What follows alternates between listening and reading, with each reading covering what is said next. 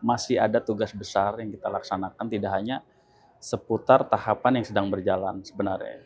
13 hari ke depan bukan waktu yang sangat lama bagi kami penyelenggara, tapi bagi paslon kayaknya lama banget. Kapan saya mau menang gitu kira-kira? Bagi paslon tentunya kami harus mempersiapkan, Pak. Oke, bagaimana memastikan agar keamanan dan ketepatan distribusi logistik ini, Bang? Oke, sebelum kita lakukan pendistribusian, persiapannya adalah berkoordinasi dengan pihak keamanan TNI Polri untuk mengawal barang tersebut. Oke. Tadi ketersinggungan dengan kuis tadi ada kan, bahwa apa yang lebih utama? Keamanan. Titik-titik TPS penyebaran 4.236. Oke. Kami sudah buat, tinggal disahkan saja. Deklarasi damai yang sudah kami lakukan, Forkopimda, PJ, dan lain sebagainya, ini bagian tidak terpisahkan untuk menjaga kualitas itu. Siap kalah dan siap menang, ini tentunya harus melekat di paslon, di pendukung, di pengusung partai. Tidak hanya pemilu kemarin, tentunya pilkada saat ini pun harus digalakan hal yang sama. Iya. Sehingga kualitas akan terjaga, bukan karena landainya daerah tersebut menang A, kemudian B, C-nya ini diam saja, atau menang B, A, C-nya diam saja, atau C menang, B, A-nya diam saja, ya kan? Ini bagian kami sebagai penyelenggara untuk memberikan edukasi lah.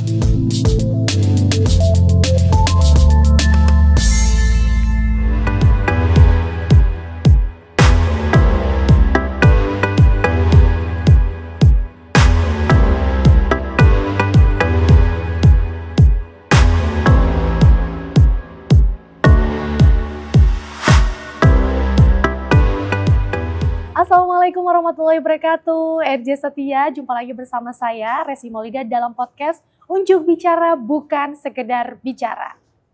Ya, kali ini spesial karena kita akan berbincang bersama sosok di balik kesuksesannya Pilkada Kabupaten Bekasi. Luar biasa ya. Sosok ya. Bersama Ketua KPU Kabupaten Bekasi, Bang Ali Ridho. Assalamualaikum, Bang. Waalaikumsalam, Kakak. Apa kabar? Baik kabarnya. Alhamdulillah. Terima kasih sudah mau hadir di podcast Unjuk Bicara. Oke, Bang, kita bakalan ngobrolin mengenai perjalanan panjang menuju Pilkada, pesta rakyatnya wargi Bekasi.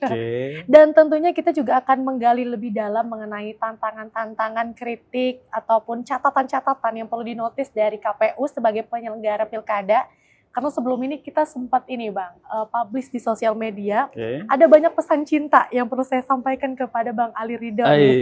Buat KPU kali, bukannya buat saya. Karena Abang kan pionirnya dari KPU Kabupaten Bekasi. Jadi kita perlu sampaikan ke Abang gitu ya. Siap. Jadi nanti kita tentunya akan melihat RJ Setia bagaimana KPU Kabupaten Bekasi tetap menyala walaupun banyak surat cinta dari masyarakat Bekasi, luar biasa. Oke, sebelum itu saya mau kuis dulu nih Bang. Kita ada games ringan, ada reflektif ya.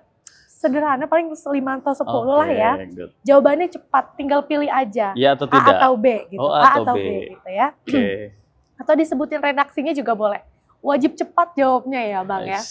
Ini tes nih, apakah Ketua KPU mengetahui, mengendalami tentang isu-isu pilkada atau enggak, kira-kira kayak gitu. Oke, pertanyaan pertama. Bang Ridho, pemilu yang sukses itu kalau partisipasi masyarakat tinggi atau tidak ada kendala logistik sama sekali? Partisipasi tinggi. Partisipasi tinggi, oke. Kalau sosialisasi pemilu lebih baik dilakukan di tempat terbuka seperti taman atau lapangan atau ruangan pertemuan hotel yang nyaman? Terbuka. Oke, lapangan terbuka, berarti ya? Lapangan. Oke, kalau lagi sosialisasi pemilu, menurut Bang Ridho lebih penting untuk dijelaskan cara mencoblos yang benar atau mengapa penting untuk tidak golput? Cara mencoblos yang benar. Oke, saat mendistribusikan logistik pemilu, lebih suka pakai kendaraan terbuka yang terlihat oleh masyarakat atau pakai kendaraan tertutup supaya lebih aman? Tertutup, agar lebih aman. Oke, kalau jadi ketua KPU nih, hal pertama yang Anda perbaiki sistem perhitungan suara atau metode sosialisasi ke masyarakat? SDM penyelenggara badan ad hoc. Jadi tidak untuk keduanya. Tidak untuk keduanya, luar biasa. Oke, lebih penting mana dalam pilkada? Menyiapkan kotak suara yang aman atau menjaga netralitas semua penyelenggara pemilu? Kotak suara yang aman. Oke. Selanjutnya, untuk cara sosialisasi efektif, Pertama menggunakan media sosial atau mengadakan pertemuan langsung di desa-desa? Pertemuan langsung di desa-desa. Oke, tapi tidak mungkin kan juga untuk media sosial ya? Boleh, zamannya digital kan? Betul sekali. Nah selanjutnya nih Bang, kunci keberhasilan pemilu, edukasi pemilih yang matang atau penyelenggaraan yang bersih dan transparan? Penyelenggara yang transparan. Oke, ini 2 pertanyaan terakhir. Oke. Kalau ada masalah logistik di TPS, lebih baik cepat mencari solusi darurat atau laporkan dulu agar prosedurnya sesuai aturan? Laporan dulu agar bisa terpenuhi sesuai dengan catatan laporan yang ada. Oke, untuk meningkatkan partisipasi pemilih, Ketua KPU akan memilih kampanye door to door ke warga atau buat konten interaktif di media sosial? Door to door ke masyarakat. Luar biasa, tepuk tangan dulu dong. Oke, terima kasih Bang Ali Ridho, luar biasa. 5, 10 Mas. 10 pas ya, gitu ini pas ya. Oke, dari pertanyaan itu sebetulnya gambaran topik kita untuk berdiskusi ya, udah kebaca lah sebetulnya Gambar ya. lah. Udah kegambar, oke. Di awal aku mau refleksi tentang pilkada, debat publik. Ya kan, kita sudah melaksanakan debat publik 2 kali. Pertama di tanggal 3, kemudian di tanggal 8 ya Bang ya? Betul. Tanggal 8. Nah, bisa diceritakan nggak apa sih persiapan yang dilakukan KPU untuk memastikan perjalanan debat publik ini sesuai dengan target gitu, agar masyarakat bisa mengetahui esensial dari debat publik ini? Ya, makasih banyak. Sebelumnya ucapkan selamat siang, salam sejahtera bagi kita semua ya Kak. Senang sekali bisa ikut berbincang-bincang di siang hari ini untuk mengingatkan kembali lah bahwa masih ada tugas besar yang kita laksanakan, tidak hanya seputar tahapan yang sedang berjalan sebenarnya. 13 hari ke depan bukan waktu yang sangat lama bagi kami penyelenggara, tapi bagi paslon kayaknya lama banget. Kapan saya mau menang gitu kira-kira? Bagi paslon tentunya kami harus mempersiapkan Pak. Kalau berbicara tentang debat, bahwa di dalam surat edaran KPU RI nomor 1363 tahun 2024 tentang persiapan kampanye dalam bentuk lainnya, termasuk salah satunya adalah debat publik yang memang disajikan maksimal itu 3 kali debat. Kita coba mengupayakan bagaimana si paslon ini merasa dilayani dengan sepenuh hati sesuai dengan tagline KPU yaitu melayani. Betul. Ya kan? Sehingga debat kedua kemarin implikasinya tertuang pada bagaimana penilaian masyarakat. Kita lihat data statistik debat publik yang pertama, kita memakai media televisi iNews saat itu hanya 45.000 yang melihat tayangan tersebut, baik melalui live streaming maupun YouTube yang dimiliki KPU. Itu sudah dijumlahkan. Kemudian debat yang kedua kita memakai Kompas di atas 60.000 Kak. Artinya bahwa masyarakat sudah mulai mengetahui seputar tentang kegiatan apa sih yang disajikan oleh penyelenggara dalam hal ini KPU untuk bisa mengedukasi kepada masyarakat, baik meyakinkan pilihan, kemudian edukasi yang lainnya. Tentunya hal ini juga tidak hanya berefek kepada masyarakat, kepada paslon pun kami gali terkait tentang visi misinya yang sudah dituangkan di dalam pendaftaran saat dia proses awal. Jadi galian itu terus kami komparasi di dalam sebuah debat, sehingga debat pertama dan kedua tentunya lebih menarik yang di kedua. Banyak orang bilang demikian ya. Nanti kita tinggal tonton ulang lah, silakan teman-teman ya. Apalagi nanti di debat yang ketiga pamungkas. Agar para paslon ini bisa lebih jauh, lebih baik dibandingkan debat pertama dan yang kedua. Gitu ya Kak. Oke. Menarik sih. Cuma memang Ganois, luar biasa sekali sih. Kemudian Bang Ali Ridho, saya bingung nih mau bilang Bang Ali Ridho atau Bang Ridho. Bang Aldo aja. Bang Aldo, Ali Ridho ya. Oh gitu ya, singkapan ya. Bang Aldo, ini kalau Bang Aldo melihat bagaimana sih sebetulnya antusias dari masyarakat Kabupaten Bekasi melihat dari 2 pilkada ini ada peningkatan dari debat ya 2 debat pilkada ini, dari debat pertama dan kedua gitu. Apakah kenaikan ini mencerminkan meningkatnya partisipasi masyarakat terkait politik di Kabupaten Bekasi? Ya, Kalau bicara partisipasi kan tentunya berkenaan dengan angka ya. Oke. Nah, kalau angka view yang melihat tayangan tersebut lebih banyak, tentunya kepekaan masyarakat. Kita nggak tahu yang melihat itu warga Bekasi, Jawa Barat, atau di luar itu. Yang pasti bahwa tontonan ini disajikan, terkhusus Kabupaten Bekasi dan umumnya warga Jawa Barat. Berarti tidak spesifik? Ya, kita tinggal lihat. Karena kan keterangan mereka melihat itu hanya tertulis nama panggilan, tidak dengan identitas by name by address kan, Mbak? Nah, sehingga polanya yang kami bangun tidak hanya memberikan suguhan di dalam debat publik saja, namun sosialisasi yang kita rangkai, nanti mungkin bahasan materi berikutnya, ini jelas memberikan orang melihat apa sih gitu kan, kemasan yang disiapkan oleh KPU lewat debat publiknya, isinya apa sih? Kita dihujat oleh masyarakat debat pertama, Kak. Iya, hujatannya bukan ujaran kebencian, tapi hujatan kok jawabannya nggak nyambung gitu kira-kira kan. Kok hanya asal bunyi gitu. Nah, ini tantangan kita. Bagaimana para paslon ini memahami visi misinya yang disampaikan di saat tanya jawab, pertanyaan panelis dan lain sebagainya. Harusnya termuat di situ. Saya berpikiran bahwa yang kedua kemarin sudah jauh lebih baik. Yang ketiga mungkin esensi visi misi si paslon ini akan dapat. Masyarakat akan bisa memutuskan pilihan 1, 2, ataupun 3. Itu silakan saja. Tinggal ya tergantung lah. Semua adalah calon-calon yang memang sudah memiliki kualifikasi administrasinya oke, rekam jejaknya bagus dan lain sebagainya. Gitu ya, Kak? Oke, artinya memang surat cinta ini sempat sudah terbaca juga ya. Oh, itu yang dimaksud surat cinta. Iya, jadi memang banyak kritik juga yang tadi disampaikan oleh Bang Aldo betul. juga gitu ya, bahwa greget gitu ya sebagai wargi Bekasi tentunya melihat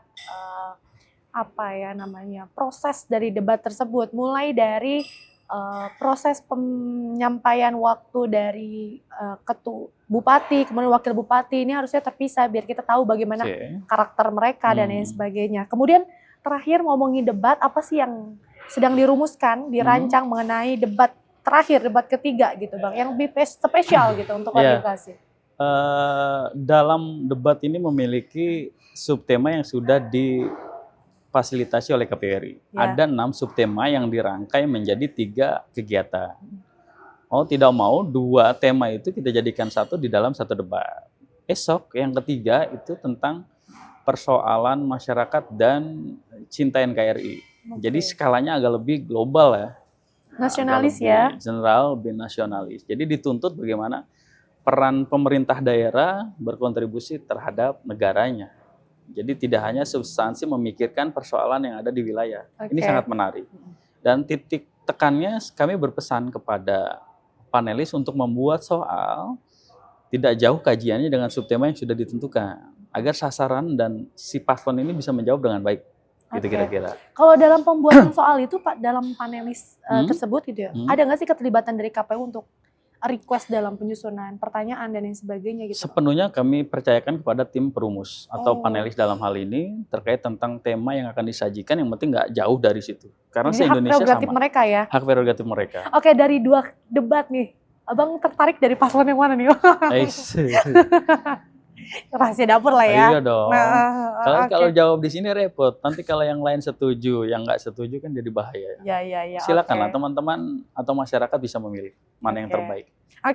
Nah kalau kita kembali lagi dari data pemilih tetap yang sudah ditetapkan oleh KPU Kabupaten Bekasi ya Bang ya. Ini kan sudah dibuat ya perbedaan karakteristik dari mulai generasi zilenial, milenial, X sampai baby boomers. Namun ternyata dari DPT yang sudah ditetapkan, rentan usia yang paling banyak itu 25 sampai 39 tahun. Mohon maaf, 40 sampai 55 tahun. Generasi X. Nah, ini lebih dari generasi milenial ataupun generasi zilenial. Generasi zilenial hanya 400 pemilih pemula ya. Nah, kemudian melihat perbedaan karakteristik ya dari tiap-tiap kelompok ini, apa strategi pendekatan dari KPU Kabupaten Bekasi untuk prosesi pemilih mereka sesuai dengan preferensi mereka? Benar bahwa data yang sudah ada sebanyak 2.251.856 pemilih.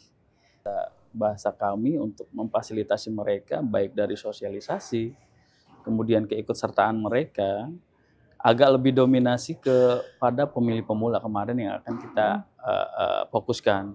Namun kita juga nggak melewati lah masyarakat yang memang mayoritas generasi X tadi kan.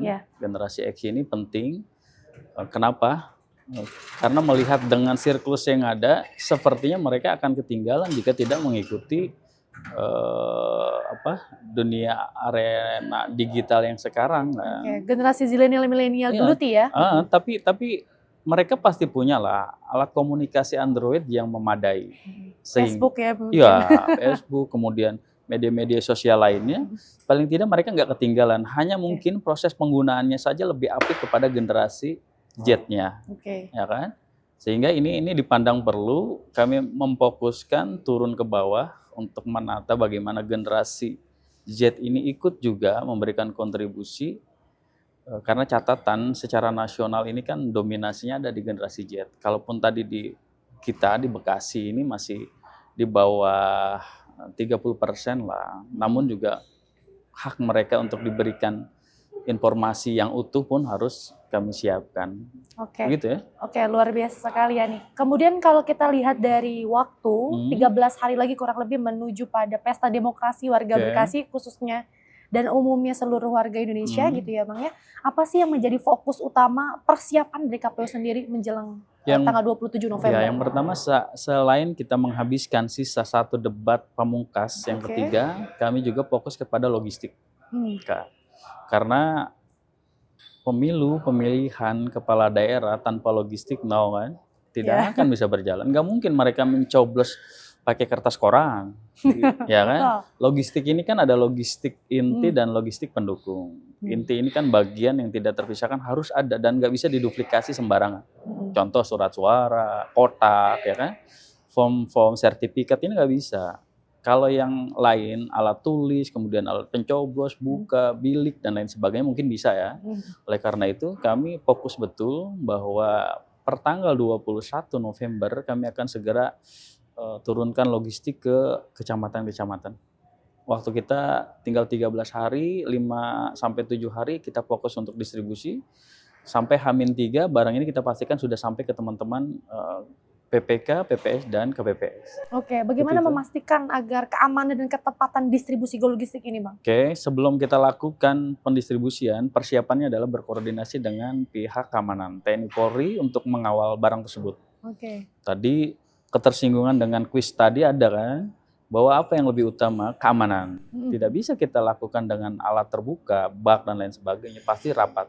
Dan segel diamankan oleh TNI Polri untuk bisa sampai ke tempat-tempat yang kita tuju. Nanti ada beberapa gelombang, ada 5-6 gelombang harinya. Berarti nggak serentak ya?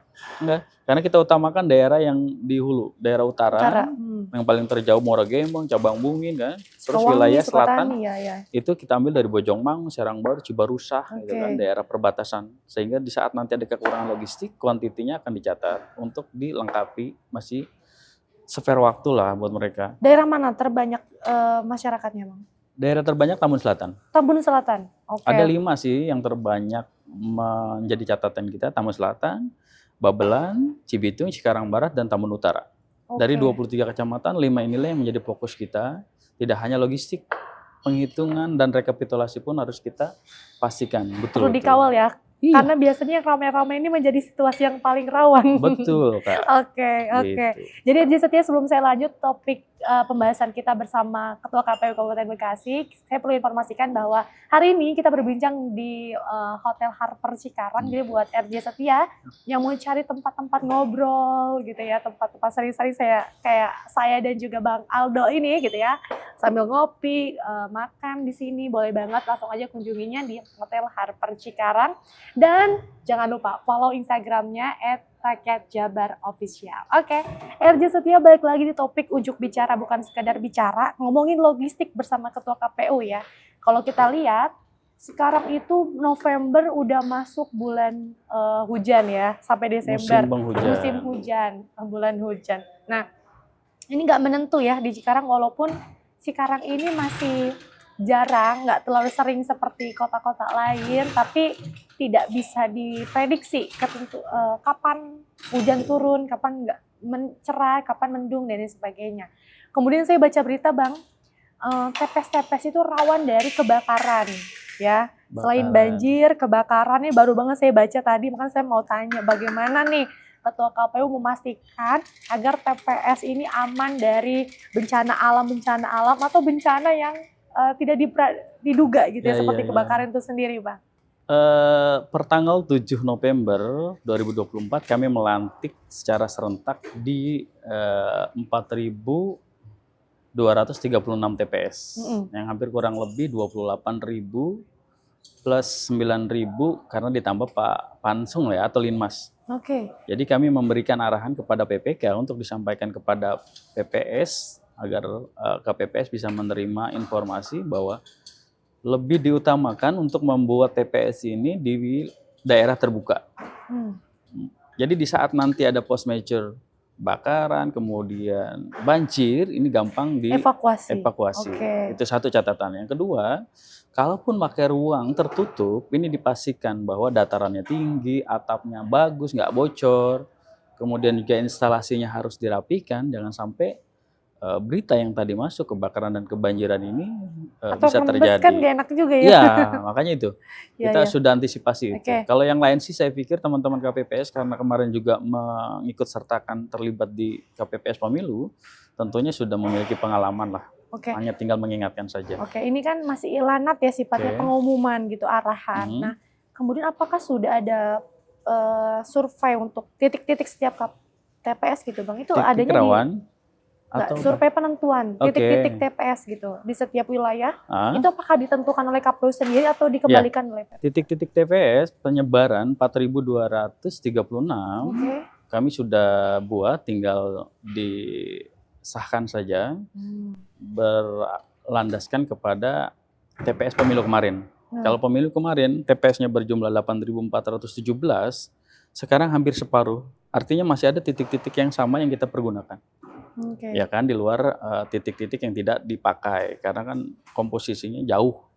Jadi kalau kemarin ada 2, sekarang ada 1, ya kan, kita bisa ambil mau di tengah-tengah atau TPS tarik, TPS 1 atau TPS 2 contohnya. Nah, jadi titik-titik tersebut nanti kami akan SK-kan dan kami akan sebar ke pihak-pihak terkait. Oke, ini menarik sekali ya. Abang nanti kalaupun tanggal 27 setelah nyoblos, Abang kemungkinan akan berkunjung ke beberapa TPS atau bagaimana nih kegiatan Abang? Ya, kegiatan kami nanti akan rencana nih. Monitoring ke daerah-daerah lah atau ke TPS-TPS. Yang pertama, kalaupun nggak ada masalah, paling kita ada niatan untuk dilombakan. Jangan lupa dong main ke TPS saya. Boleh, nanti kita berkunjung. Tapi pakai ini juga nggak? Oh, boleh. Nanti kita vlog boleh Bang? Iya, nanti kita monitoring kok ke TPS-TPS terdekat. Luar biasa sekali nih. Kayaknya kerjanya jajaran KPU Kabupaten Bekasi capek banget ya. Saya lihat dari mukanya Bang Aldo ini nih ya, kayaknya tertekan banget nih. Enggak dong. Oh enggak ya? Enggak. Tapi artinya ini salah satu perjuangan untuk warga Bekasi memberikan haknya pada penentuan kepala daerah di Kabupaten Bekasi. Luar biasa. Terima kasih Bang. Gitu aja? Enggak dong, masih banyak. Oh my God. Ini kita ngomongin disabilitas dulu nih ya. Ganti ngomongin tema. Disabilitas, masih tetap ngomongin TPS ya. Karena kalau tadi berkaca dari data TPS ini sesuai dengan tahun kemarin, ini masih banyak catatan juga bagaimana tempat pemilihan suara ini ramah akan kaum disabilitas. Kemudian berkaca dengan permasalahan sebelumnya, apa evaluasi yang sudah ditangani oleh Bang Aldo? Ya, yang pertama, selain kita menghimbau kepada teman-teman KPPS lewat PPK PPS untuk dibuat TPS di tempat terbuka. Kalau untuk penanganan teman-teman disabilitas, kita nggak bisa membuat TPS khusus untuk mereka karena domainnya ini nggak di dalam satu rumpun gitu. Masing-masing kecamatan mincok-mincok itu, sehingga nggak ada pengkhususan. Paling kita bisa mengantisipasi yang pertama, jika pemilih disabilitas ini datang, mohon diutamakan. 1. Yang kedua, kalaupun memungkinkan, ini mohon disiapkan kalau dia membutuhkan kursi roda, tongkat dan lain sebagainya, agar bisa dipandu, baik dari keluarga yang bersangkutan ataupun dari petugas kami. Ya kan? 2. Yang ketiga, tolong berikan akses yang mudah. Kalau ruang lingkup di dalam TPS ini diberlakukan umum seperti masyarakat lain, kita khawatir juga. Misal, kalau dia duduk ikut ngantri kan nggak mungkin. Berarti dia dapat khusus untuk didahulukan lebih awal. Sekalipun dia tidak termasuk ke dalam DPT ya. Maksudnya di DPTB ataupun di DPK. Karena kan syaratnya dia harus di atas jam 11 siang. Khusus untuk pemilih disabilitas mohon diutamakan. Saya sudah sampaikan itu. Sehingga ini antisipasi kita lah untuk mempermudah teman-teman disabilitas dalam memilih. Oke, ada tadi diksinya jika mereka datang maka diutamakan. Berarti ini ada fenomena yang disabilitas tidak diperkenankan untuk datang gitu Bang, atau seperti apa? Nggak ada. Ketidakhadiran dia bukan berarti karena ada intervensi, kemungkinan juga kan karena fisik yang memang nggak. Tapi ada nggak sih kewajiban dari KPU mengajak gitu? Ada dong. Mungkin manggil dari rumah gitu, dari TPS dari Jangankan itu, orang sakit aja kita tawarin, mau milih nggak? Nanti kita bawa kotaknya. Pemilih kemarin kita lakukan. Oh gitu. Serius, kalau besok ada disabilitas yang waktunya masih memungkinkan untuk mereka memilih, kita akan koordinasi PPS-nya ke KPPS. Silakan jemput bolanya untuk dia bisa melakukan pilihan. Yang penting tercatat di dalam DPT. Gitu loh Kak. Oke, ini menarik sekali ya, luar biasa nih kerja KPU Kabupaten Bekasi. Oke Bang, ini saya mau bacakan satu surat cinta yang dari RJ Setia. Saya akan bacakan. Dari siapa? RJ Setia. Ya, saya nggak akan sebut namanya karena sudah rahasia tertulis. Tapi bukan yang nanya kan? Yang nanya. Oke, banyak suratnya. Kritik ya. Banyak kritik intinya dari masyarakat ini mengenai sosialisasi pemilu, Bang. Yang dianggap belum rata atau dalam tanda kutip acaranya seringkali tertutup dalam seperti di hotel misalkan gitu ya. Bagaimana pandangan Bang Ali Ridho menanggapi permasalahan ini? Dianggap tidak merata, tertutup dan tidak sampai ke akar rumput. Memberikan kepuasan sebenarnya bukan tugas kami ya. Kepuasan dalam tanda petik. Tapi memberikan fasilitas yang sangat terbatas, mulai dari tempat, dari anggaran tentunya, yang begitu banyak media, kami berupayalah untuk bisa merangkul semua teman-teman NGO, KP, Ormas, itu sudah kita perdayakan. Hampir rata-rata, kalau kita gabungkan lebih dari 100-an lah. Untuk OKP, Ormas, kemudian LSM, dan lain sebagainya. Keterbatasan anggaran juga kan tidak memaksakan kita harus terpenuhi semua. Sehingga nggak ada pilih kasih dalam forum ini bahwa tercatat atau tidak media tersebut di dunia pers atau Dewan Pers ini kan jadi satu catatan juga. Karena keterkaitan tentang laporan pertanggungjawaban yang harus kami buat. Sehingga ya kita bagi-bagi lah. Kalaupun memang masih ada yang belum dapat untuk melakukan sosialisasi, kita bisa ngobrol, bisa ke kantor. Apa sih yang bisa dibantu? Nanti kita akan berikan ruangnya. Sekali lagi dalam forum ini saya mengajak bagi rekan-rekan yang memang belum ikut mensosialisasikan lewat badan KPU untuk persiapan pilkada, ayo kita diskusi, kita bisa selesaikan jibiran di mana-mana. Saya anggap ini adalah bagian kritik yang membangun bagi KPU untuk mensosialisasikan pilkada. Gitu ya. Luar biasa. Ini nyambung sebetulnya Bang, mengenai tema kita tentang tanya Mbah Google gitu. Petunjuk pilkada tanya Mbah Google. Kan tema kita hari ini. Kenapa? Karena ada surat mengenai warga yang menanyakan mengenai hak suara di luar TPS, apakah bisa menyoblos dengan TPS yang lain dan sebagainya gitu. Dianggap tidak tahu terkait sosialisasi yang dilakukan KPU beberapa akhir ini gitu mengenai itu. Balik lagi Bang. Ini 2 pertanyaan terakhir, sepertinya Ketua KPU kita sudah agak gelisah untuk kembali kegiatan sebelumnya. Enggak, aman. Saya yakin bahwa menjaga kualitas pemilu ini menjadi hal yang berat sekali di Bekasi, apalagi kondisi geografis dan juga bentuk masyarakat yang beragam. Ya, kemudian bagaimana tantangan terbesar yang dihadapi oleh KPU sendiri untuk bisa mengawal kualitas pemilu di Kabupaten Bekasi? Deklarasi damai yang sudah kami lakukan, Forkopimda, PJ, dan lain sebagainya ini bagian tidak terpisahkan untuk menjaga kualitas itu. Siap kalah dan siap menang, ini tentunya harus melekat di paslon, di pendukung, di pengusung partai. Tidak hanya pemilu kemarin, tentunya pilkada saat ini pun harus digalakan hal yang sama. Sehingga kualitas akan terjaga, bukan karena landainya daerah tersebut menang A, kemudian B, C-nya ini diam saja. Atau menang B, A, C-nya diam saja. Atau C menang, B, A-nya diam saja. Ya kan? ini bagian kami sebagai penyelenggara untuk memberikan edukasi lah bagi teman-teman partai politik, bagi masyarakat pendukung untuk bisa menerima bahwa itulah pilihan yang terbaik sehingga kualitasnya nanti akan muncul. Oh, ternyata kondusif juga ya. Walaupun dilihat orang dan dipandang orang daerah yang ya orang bilang itu raja dolar kali ya kalau Bekasi dan lain sebagainya, konteksnya tentu berbeda. Jadi kita maknai bahwa pilkada esok di luar dari syarat apapun yang terpilih adalah yang terbaik bagi masyarakat Kabupaten Bekasi. Luar biasa, Gitu ini ya. istilah baru ya, raja dolar Bekasi. Oke, terakhir Jadi trending kayaknya. trending nih ya, istilah baru. Oke, terakhir Bang Ali Ridho, Oke. apa sebetulnya harapan terbesar Abang mengenai pilkada Kabupaten Bekasi yang sebentar lagi, mungkin 13 hari lagi? 13 hari. Harapan Singkat kami Abang. yang pertama bahwa partisipasi tinggi membuktikan bahwa demokrasi lokal yang ada di Kabupaten Bekasi jauh lebih baik dari sebelumnya. Harapannya.